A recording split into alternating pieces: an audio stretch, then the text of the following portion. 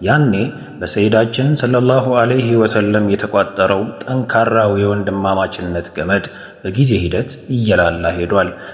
ከፊሎች ያንን ሰንሰለት ለማጠንከር ነፍሳቸውን ሲገብሩ ይታያል። ከፊሎች ደግሞ ያንን የላላውን ገመድ ይባስ ለመበጠስ ሲታትሩ ማየቱ ሲበዛ አሳዛኝ እውነት ነበር። የሙስሊሙ ዓለም አስደንጋጩን የዑስማንን ግድያ፣ አስከፊዎቹን የገመልና የሲፊን የእርስ በርስ ግጭቶች፣ አስፈሪውን የኸዋሪጆች ዓመፅና ያልተጠበቀውን የሰይድና አሊን ግድያ አስተናግዷል። በ40ኛው የሂጅራ ዓመት የተከሰተውን የሰይድና አሊን ህልፈት ተከትሎ የአራቱ የኹለፋኡ ራሺዲን ዘመን ተቋጭቷል። አሁን የሙስሊሙ ኡማ ታሪክ ወደ ሦስተኛው ምዕራፍ ተሸጋገረ። ይህ ምዕራፍ ከታለፉት ሁሉ ፈታኝ፣ እጅግ አሳማሚና ተረት ተረት የሚመስሉ ግን ደግሞ እውነት የሆኑ አያሌ ዘግናኝ ክስተቶች የተስተናገዱበት ነበር። ከሰይድና አሊ በኋላ ህዝቡን የሚመራ ተተኪ የመሾም ሂደቱ ቀጣዩ ወሳኝ ክዋኔ ነው። ለዚያም ሲባል በወቅቱ የነበሩ ታላላቅ ሶሃቦች፣ የሶሃባ ልጆችና የዘመኑ ልሂቃን ምክክር አድርገው ለአመራሩ ብቁ ሆኖ የተገኘውን ሰው መሰየም ይጠበቅባቸዋል። በብዙዎች ዘንድ ታዲያ እጩ የተደረጉት የሰይድና አሊ የበኩር ልጅ የሆኑት ሰይድና ሐሰን ኢብኑ አሊ ነበሩ። እሳቸው የታላቁ አሊና የፋጢማ ልጅ ናቸው። ለነቢዩ ሰለላሁ ዐለይሂ ወሰለም ደግሞ የልጅ ልጃቸው ናቸው። ከተክለ ቁመናቸው አንስቶ ብዙ ነገራቸው አያታቸውን እንደሚመስል የሚነገርላቸው ሰይድና ሐሰን በእውቀት በሥነ ምግባርና በሃይማኖታዊ ምዘና ከብረው የላቁ ውድ ሰው ናቸው። ከሹመቱ አስቀድሞ በሙስሊሞች ዘንድ እጅግ ታዋቂና ተወዳጅ ሰውም ነበሩ። በዚሁ መሠረት ሰይድና ሐሰን የኩፋ ከተማን አስተዳደራዊ ማዕከል አድርጎ በነበረው የአባታቸው ግዛት ላይ ቀጣዩ ኸሊፋ ሆነው ተሰየሙ። ይህ ሹመት በአባት በኩል የተገኘ የዘሩ ውርስ አልነበረም። ይልቁንም አዋቂዎች በእውቀት መዝነው በግላዊ ብቃታቸው ተማምነው ስብዕናቸውና የመሪነት ክህሎታቸውን አይተው አምነው የሰጧቸው ንግሥና ነበር። ኢራቅን ጨምሮ ሌሎች አጎራባች ክልሎች ለሹመታቸው የታማኝነት ቃል ኪዳን ሰጥተዋል። የተሾሙበት ዘመንም በእስልምና ታሪክ ውስጥ ካለፉት እጅግ አስቸጋሪ ከሆኑ ጊዜያቶች ውስጥ ነበር። የሰይድና ሐሰን ኢብኑ አሊ የሥልጣን ጉዞም አልጋ ባልጋ ሳይሆን ውጣ ውረዱ የበዛ ነበር። ማኅበራዊና መንፈሳዊ ሕይወቱን በሰላም መምራት ያልቻለው ሕዝብ ለዓመታት በዘለቀው የእርስ በርስ እልቂት ክፉኛ ተማሯል። ተደራራቢው ጦርነት ባደረሰበት መሪር ሐዘን ልቡ ተሰብሮ ሰላምን ከምንጊዜውም በላይ አጥብቆ የሚመኝበት ወቅት ላይ ይገኛል። በዚሁ ሕዝባዊ ፍርሃት ላይ ደግሞ ሻምና ግብፅ የሰይድና ሐሰን ሹመትን አንቀበልም የሚል መራር አቋማቸውን አሳወቁ። የወገኖቻቸውን አንድነት መጠበቅ፣ አስተዳደሩን ከሙዓዊያና መሰል መሪዎች ፈተና መከላከል ቀጣዩ የሐሰን ዋነኛ ሥራዎች ሆነዋል። በዚያ ሰዓት በብዙ ደጋፊዎቻቸው እንደ ሲፊን ያለ ወታደራዊ ግጭት ዳግም ሊከሰት ይችላል የሚል ስጋት ነበረ። ምክንያቱም ደግሞ በሻምና በግብፅ በኩል አሁንም ድረስ መቋጫ ያላገኙ የግጭት ምክንያቶች ስለነበሩ ነው። ወዲህ ደግሞ ሕዝቡ ብቻ ሳይሆን መሪው ሐሰንም የእርስ በርስ ጦርነትን አምርረው ይጠላሉ። ለሙስሊሙ ዓለም ሰላምና መረጋጋት ማንኛውንም ሀብታቸውን መስዋዕት የሚያደርጉ ሰው ናቸው።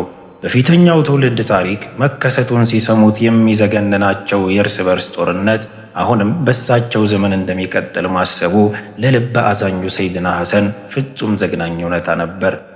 ወታደራዊ አደረጃጀታቸው በወቅቱ አለ የተባለን የትኛውም ጠንካራ ግዛትን የማንበርከክ አቅም ነበረው። ወደ 230 ሺህ በላይ የታጠቀ ጦር ነበራቸው። የሐሰን ልብ ግን ውጤቱ እርግጠኛ ያልተኮነበትን ወታደራዊ ድል ከመጠበቅ በላይ የሙስሊሙን ሕይወት መጠበቅ ከምንም የላቀ ምርጫ እንደሆነ ያምናል።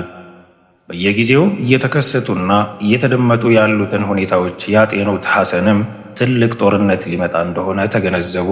በሺዎች የሚቆጠሩ የሙስሊም ሞት፣ ተጨማሪ መከፋፈል መከሰቱ በጭራሽ አይፈልጉትም። ከዚያ በኋላ ነበር በሰይድና ሐሰንና በሙዓዊያ መካከል ድርድር የተጀመረው። በድርድሩ ማውቂያ ላይ ሁለት ዋነኛ ነጥቦች ተቀመጡ። እነርሱም አንደኛ ሰይድና ሐሰን ሙሉ በሙሉ ስልጣኑን ለሙዓዊያ ሊያስረክቡና ከሱ ቀጥሎ ሊሾሙ፣ ሁለተኛ ደግሞ የኸሊፋነት ሹመት የሚከናወንበት ብቸኛው መንገድ በታላላቅ ዓሊሞች ምክክር ውሳኔ እንዲሆን የሚሉ ናቸው። ምንም እንኳን የታሪክ ገጾች በርካታ መላምትን ቢያሰፍሩም ሐሰን ወደ ድርድር ያመራቸው ብቸኛው አሳማኙ ምክንያት ደም መፋሰስን ለማስቆምና አንድነትን ለመመለስ የነበራቸው ጥብቅ ምኞት ነበር። በመጨረሻም ሰይድና ሐሰን በሰላማዊ ስምምነት ስልጣኑን ለቀው ለሙአዊያ አስረከቡ።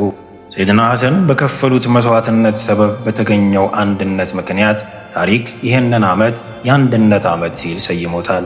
የተፈራው ጦርነት ረግቦ ሙአዊያ የሙስሊም መንግሥት የበላይ ገዢ ሆኖ ተሾመ። ይህን ተከትሎ ሰይድና ሐሰን ከፖለቲካዊ አመራር ወጥተው የቀረውን ጊዜ በመዲና ከተማ አሳልፈዋል። የሚወዱትን አላህን በማምለክ ተጠምደው የአያታቸውን አስተምሮት በማስተላለፍና ለቤተሰቦቻቸው እንክብካቤ በማድረግ ላይ አትኩሮታቸውን አደረጉ። በ50ኛው ዓመተ ሂጅራ ግን ሰይድና ሐሰን የጠና ሕመም ገጠማቸው። ለዚህ የዳረጋቸው ደግሞ ከምግብ ጋር ተቀላቅሎ የተሰጣቸው መርዝ እንደሆነ ይነገራል። አንዳንድ ጥንታዊ ምንጮች ደግሞ ጠላቶች በባለቤታቸው ዱጃህ በኩል የፈጸሙት ሴራ እንደሆነ ዘግበዋል። ታናሽ ወንድማቸው ሰይድና ሁሴይን ኢብኑ ዓሊ በሕመማቸው ወቅት ከጎናቸው ነበሩ።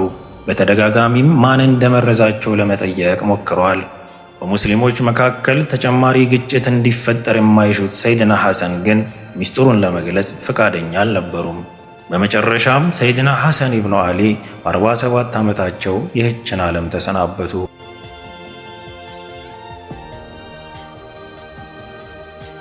በዚህ ጊዜ ግን ከወደ ሻም በኩል የተሰማው ዜና ብዙዎችን የሚያስቆጣ ነበር። የወቅቱ የሙስሊሞች መሪ የነበረው ሙአዊያ የሐሰንን ሞት ተከትሎ ልጁን የዚድን ቀጣይ ተተኪ አድርጎ ሾመው። በየክፍለ ግዛቱ ለነበሩ መሪዎችም መልእክቱን ላከ።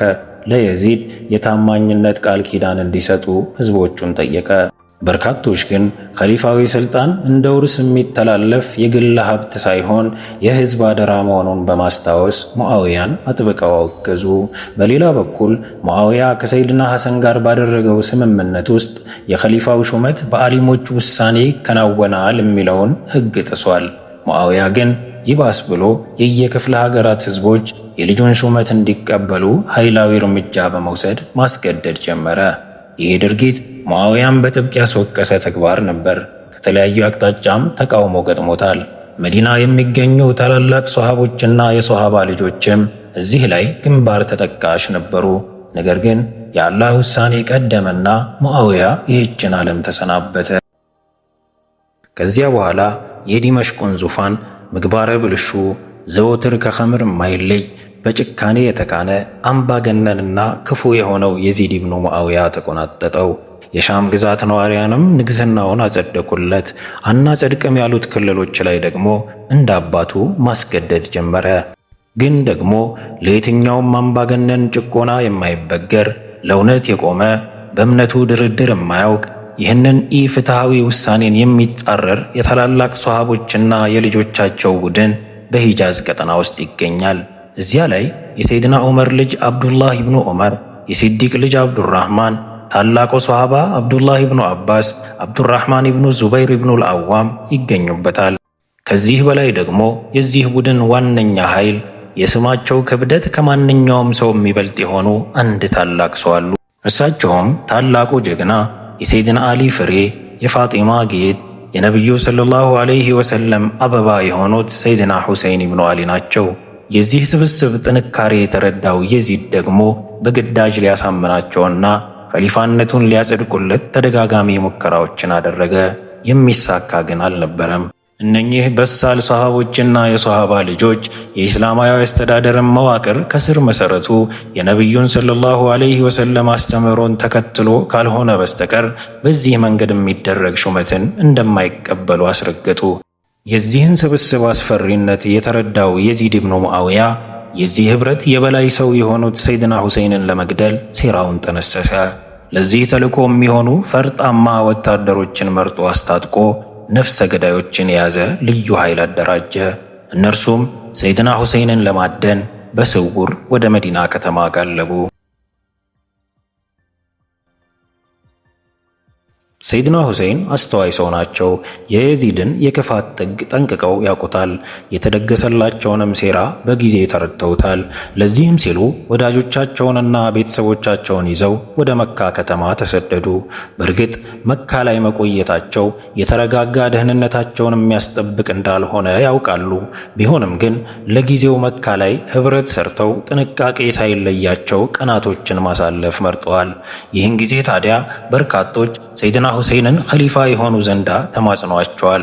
ከወደ ኩፋ በሰይድና አሊ ደጋፊዎች በኩል ተደጋጋሚ ጥሪ ደርሷቸዋል። ወዲህ ደግሞ በዙሪያቸው ያሉት ታላላቅ ሷሃቦችና የሷሃባ ልጆች ቃል ኪዳናችንን እንስጦት ከዚያም ህዝቡ ይከተለናል ብለው ተማጽኗቸዋል። ታላቁ ሰይድና ሁሴን ግን ብቸኛ ዓላማቸው ያለ አግባብ የተሾመው የዚድን መሻር ኸሊፋነት በውርስ ሳይሆን በዑለሞች ምክክርና በህዝብ ምርጫ እንዲሆን ከማድረግ ውጪ ግላዊ የስልጣን ፍላጎት እንደሌላቸው አጥብቀው ተናገሩ። ከወደ ኩፋ የሚመጣው ውትወታ ግን ሊቋረጥ አልቻለም። የየዚድ ባለስልጣናት ህዝቡን ክፉኛ እየበደሉት ነው።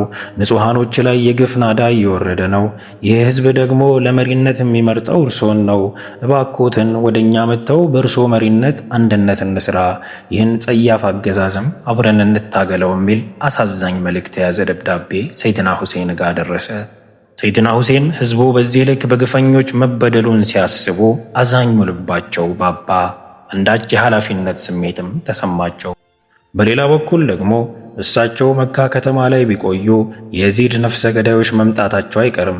ከመጡ ደግሞ ይህችን የተባረከች ከተማ እንደሚበክሏት ያውቃሉ። እነዚህም ተደራራቢ ስጋቶች ሆኑባቸው። ታላቁ ሁሴንም ኩፋ በመሄድ ላይ ከመወሰናቸው በፊት ቅድመ ማጣሪያ ማድረግ ነበረባቸው። ኩፋውያን በአባታቸውና በታላቅ ወንድማቸው ሐሰን ላይ ተደጋጋሚ ክህደት የፈጸሙ ህዝቦች ናቸው። ለዚህም ሲሉ በቅድሚያ እዚያ ያለውን ሁኔታ እንዲመረምር በማሰብ ታማኝ ጓደኛቸው የሆነውን ሙስሊም ኢብኑ አቂልን ወደ ኩፋ ግዛት ላኩት። ሙስሊም ኢብኑ አቂል ኩፋ እንደደረሰ የተመለከተው ድባብ እጅግ ያማረ ነበር። የሁሴን መልእክተኛ በመምጣቱ ተደስተው እዚያ እርሱ ባሉበት ብቻ በሺዎች የሚቆጠሩ ኩፋውያን ለሰይድና ሁሴን የታማኝነት ቃል ኪዳናቸውን ሰጡ። በዚህ ክስተት የተደሰተው ሙስሊም ኢብኑ አቂል ይህንኑ ዜና የሚያበስር መልእክተኛ ወደ ሰይድና ሁሴን ላከ። ሁሴንም መልእክቱ እንደደረሳቸው ከውሳኔ ላይ ደረሱ።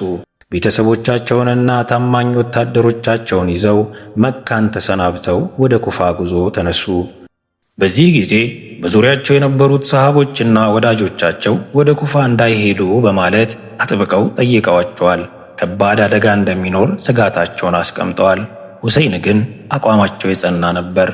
የአያቴ እምነት እንዲህ ሲሆን ዝም ማለትን አልችልም፣ በምችለው ሁሉ አምባገነኖችን እታገላለሁ፣ የትግሌ ዋጋ ነፍስም ቢሆን ለመሰዋት ዝግጁ ነኝ ሲሉ የማያዳግም ምላሽ ሰጡ። በልባዊ ጽናት በቆራጥነት ተሞልተው ወደ ኢራቅ የሚወስደውን ጎዳና ተከትለው ጉዞአቸውን ቀጠሉ።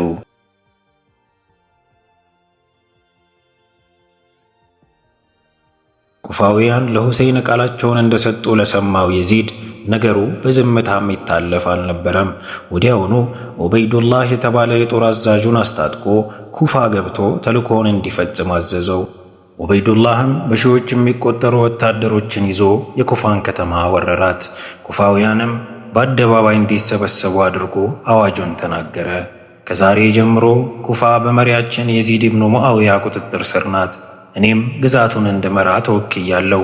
ይህን የተቀበለን እናከብረዋለን፣ የተቃወመን ደግሞ ወዮለት የሚል አጭር ትእዛዝ አስተላለፈ። የተፈራው አልቀረም። ኩፋውያን ፊታቸውን አዞሩ።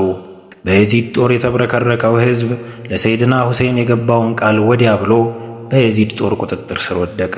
የሁሴንን መምጣትና መሪነታቸውን ስትጠባበቅ የነበረችው ኩፋ ዛሬ ለየዚድ አጎነበሰች። ይህንን ሲቃወም የታየው ሙስሊም ኢብኑ አቂል በወታደሮች ተይዞ አሰቃቂ መከራ ደረሰበት። በኋላ ደግሞ አደባባይ አውጥተው ሕዝብ ፊት አቅርበው ሁሴንን አንቋሸህ የዚድን ደግሞ አሞግስልን የሚል ማስፈራሪያ ሰጡት። ልብ ቆራጡ ሙስሊም ደግሞ ሰይድና ሁሴንን ባማሩ ቃላቶች እያወደሰ የየዚድን ክፋትና ጠማማነትን በገሃድ መሰከረ። በዚህ ሥራው የተበሳጨው ዑበይዱላህም ሙስሊምን በአሳዛኝ መንገድ አስገደለው። ከሙስሊም ኢብኑ አቂል መልእክትን ተቀብለው ሀገር ሰላም ብለው ጉዞ የወጡት ሰይድና ሁሴን በሰላም መንገዱን አጋምሰውታል። ዘመድ ቤተሰቦቻቸው፣ ልጆቻቸው፣ እህታቸው ዘይነብና ጥቂት ታማኝ ወታደሮቻቸው አብረዋቸው አሉ። መንገዱ ረጅም ነው። የቀኑ ፀሐይ ንዳዱ፣ የበረሃው ግለት ሙቀቱ ሰውነትን ያቃጥላል። ይሄ ቡድን ግን ሁሉን በጥንካሬ ተቋቁሞ ወደ ኢራቅ ጉዞውን ቀጥሏል። በመንገዳቸው ላይ ከኩፋ የሚመለሱ ተጓዦች ጋር ተገጣጠሙ። ያኔም የኩፋ ሰዎች ቃላቸውን እንደቀየሩ ነገሯቸው። የጓደኛቸው ሙስሊም ኢብኑ አቂል ሞትንም አረዷቸው። መንገደኞቹም ለሰይድና ሁሴን ከነ ቤተሰቦ ወደ ሞት እየተጓዙ ነው፣ ቢመለሱ ይሻላል ሲሉ ጥብቅ ምክራቸውን ለገሱ። ሰይድና ሁሴን የሰሙት ዜና ልባቸውን የሚያደማ ነበር። በሆነው ሁሉ ክፉኛ አዝነዋል። ይሄ መሆኑ ግን በጽናት የተወጠነውን ጉዟቸውን አላስቆመውም። መሪር ሐዘን ያጠላበት ፊታቸውን ወደ ወገኖቻቸው አዙረው የዚህ ጉዞ መጨረሻ ከባድ መስዋዕትነትን የሚጠይቅ ነው፣ መመለስ የሚሻ ካለ ይመለስ፣ እኔ ቃሌ አይለወጥም፣ ጉዞዬን እቀጥላለሁ በማለት ተናገሩ። በዚህ ቀን ብዙዎች ወደ ኋላ ተመልሰዋል። ሌሎች ጀግኖች ግን ከሰይድና ሁሴን ጋር እስከ መጨረሻው ከጎናቸው እንደሚቆሙ ነገሯቸው። በወቅቱ ታዲያ የሰይድና ሁሴን ሰራዊት ቁጥሩ 72 ብቻ ነበር። ወደ ኩፋ ከተማ መግቢያ እየተጠጉ በነበረበት ጊዜ አድፍጦ ሲጠብቃቸው ከነበረው ኡበይዱላህ ከላከው ጦር ጋር ፊት ለፊት ተገጣጠሙ። ሁር ኢብኑ የዚድ የተባለው አዛዥ የዚህ ጦር መሪ ነው። እዚህ በረሃ ላይ ሁሴንን ሲጠባበቁ በርካታ ቀናትን ያሳለፉት ወታደሮቹ የያዙት ውሃ አልቆ በጠና ውሃ ጥም ተይዘዋል። ይህንን ያስተዋሉት ሁሴንም ከያዙት ውሃ ቀንሰው ለነዚያ ገዳይ ወታደሮች ሰጧቸው። ይህንን የርኅራኄ ተግባራቸውን የተመለከተው የጦር አዛዡ ሁር ልቡ ተማረከ። ሊገሏቸው አሰፍስፈው ለሚጠብቁ ጠላቶች እንዲህ ያለ ቸርነት ማሳየት በክፋት የጠነከረን ልብ ሳይቀር የሚያሸንፍ ደግነት ነበር። በዚህ የተማረከው ሁርም ሰይድና ሁሴንን የመግደል ሐሳቡ ከልቡ ላይ ተነነ።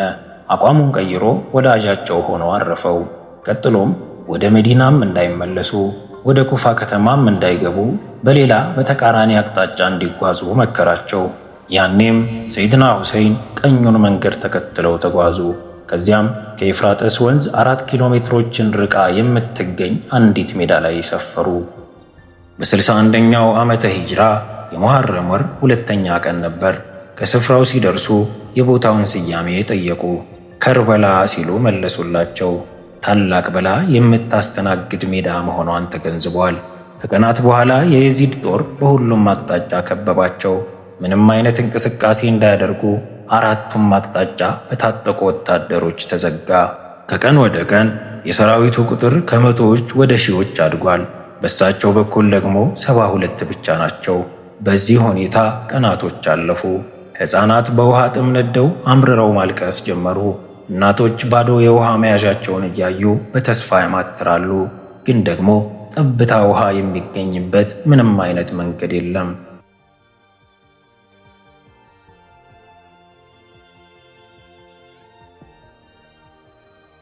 ሰይድና ሁሴን እስከ መጨረሻው ሰዓት ድረስ ሰላማዊ መፍትሄን ለመፍጠር ሞከሩ። ለከበባቸው ሰራዊት የነቢዩ ሰለላሁ ዐለይሂ ወሰለም የልጅ ልጅ መሆናቸውን አስታወሱ። በዙሪያቸው ያለውም በጠቅላላ የነቢዩ የቅርብ ቤተሰብ እንደሆነ ነገሯቸው። ንግግራቸውን አድምጦ የሚራራ ግን አልነበረም። ሙሐረም 10ኛው ቀን ሲሆን የከርበላ ሰማይ አስፈሪ ደመና ቋጥሮ ጸጥ አለ። ምድሩ ግን የየዚድ ጦር ፈረሰኞች በሚያቦኑት አቧራ ተሸፍኖ ነበር። የሰይድና ሁሴን ወታደሮች ላይ አሳማሚ ጥቃትን ሰነዘሩ። ከጽናታቸው ሳይለዩ የቻሉትን ያህል ለመዋጋት የሞከሩት የሰይድና ሁሴን ወታደሮች ውጊያውን የሚቋቋሙት አልነበረም። እያንዳንዱ ሰው ወደ ሜዳው ይወጣል፣ ከዚያ ግን አይመለስም ነበር። የአቂል ልጆች ወደቁ፣ የሐሰን ልጆች ወደቁ፣ የአሊ ልጆች ወደቁ። አባስ ኢብኑ አሊ መያዣውን አንስቶ ውሃ ሊቀዳ ወደ ኤፍራጥስ አቅጣጫ በጥንቃቄ መራመድ ጀመረ። ሊመለስ ግን አልቻለም። መሃል ላይ ተሰዋ። ከዚያ በኋላም በመልክና ባካሄዱ ለብዙዎች ነቢዩን ሰለላሁ ዐለይሂ ወሰለም የሚያስታውስ የሆነው ታዳጊ አልዩል አክበር ወደ ሜዳው ወጣ። እርሱም ግን አፍታ ሳይቆይ ወደቀ። አንድ ባንድ እያሉ የነቢዩ አበቦች እየረገፉ የሁሴን ዓለም ደግሞ እየጠቆረች ነው። ከጎናቸው የነበሩ በጣም ጥቂቶች ብቻ ነበሩ። ሁሉም ግን ሕይወታቸው አለፈ። የከርበላ ሜዳ እጅግ አሳዛኝ የሆነን የጭካኔ ናዳ አስተናገደች። በዚያ ጊዜም ምንም አይነት ምርጫ ያጡት ሰይድና ሁሴን የ6 ወር ጨቅላ ልጃቸውን ከፍ አድርገው አንስተው እያሳዩ ልጄ በውሃ ጥም ሊሞትብኝ ነው፣ ባካችሁ ልጄን አድኑልኝ የሚል አሳዛኝ ተማጽኖን አሰሙ። ነገር ግን እነዚያ ጨካኝ አረመኔ ወታደሮች ያንን ጨቅላ የሁሴን መዳፍ ላይ እንዳለ ለመንገር በሚዘገነን ሁኔታ ገደሉት። ሰይድና ሁሴን እዛ አሳማሚ ሜዳ ላይ የጨቅላ ልጃቸው ሬሳ ታቅፈው በውሃ ጥም ጉሮሯቸው ደርቆ በደረሰባቸው ዘግናኝ ጥቃት በወገኖቻቸው በልጆቻቸውና በቤተሰቦቻቸው ሞት ልባቸው ተሰብሮ ዓይናቸው ብቻ ሳይሆን ልባቸው ሳይቀር እያነባ ብቻቸውን ቀሩ።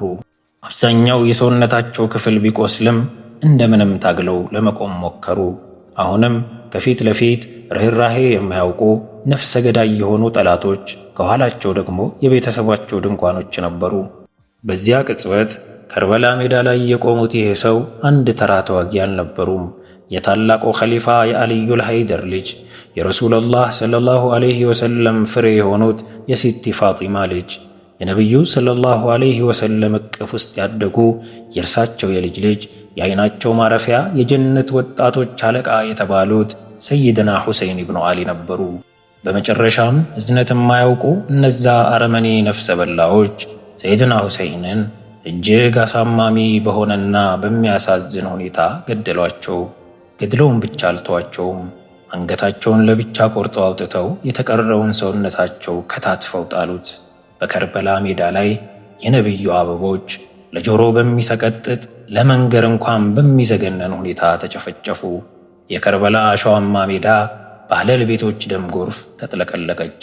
ያቺ ቀን በመላው ዓለም የሚገኙ ሙስሊሞች ልብ ውስጥ የማይጠገን ስብራት፣ የማይደርቅ ቁስልን አኖረች። በዚያ አሰቃቂ መንገድ መገደላቸውን ማሰብ ዛሬም ድረስ ትኩስ ሐዘንን ይዘራል። ዓይኖች ላይ የደም እንባን ይቋጠራል። ከዚያ ቀን ጀምሮ ለዘመናት ሲታወስ የሚኖረው የሰይፎች ጩኸት ብቻ አይደለም፣ በጥም ጉሮሯቸው የደረቀ ጨቅላ ሕፃናት ለቅሶ፣ የእናቶች እንባ፣ የእህቶች ሐዘንና የቤተሰቦች መለያየትም ጭምር ነው። ከርበላ በሙስሊሞች ልብ ውስጥ የታሪክ ክስተት ብቻ ሳይሆን የሐዘን ሜዳ፣ የጽናት ማስታወሻ፣ የመሥዋዕትነት ምልክት ሆናለች። የከርበላ ታሪክ በየትውልዱ የሚተላለፍ አንድ ሰው ሐቅ ነው ብሎ ለሚያምንበት መንገድ የት ድረስ ጸንቶ መታገል ይችላል የሚል ታላቅ ጥያቄን ይጭራል። የዚህ ጥያቄ መልስ ደግሞ በሰይድና ሁሴንና በባልደረቦቻቸው ደም በከርበላ ሜዳ አሸዋ ላይ ተጽፎ ቀርቷል።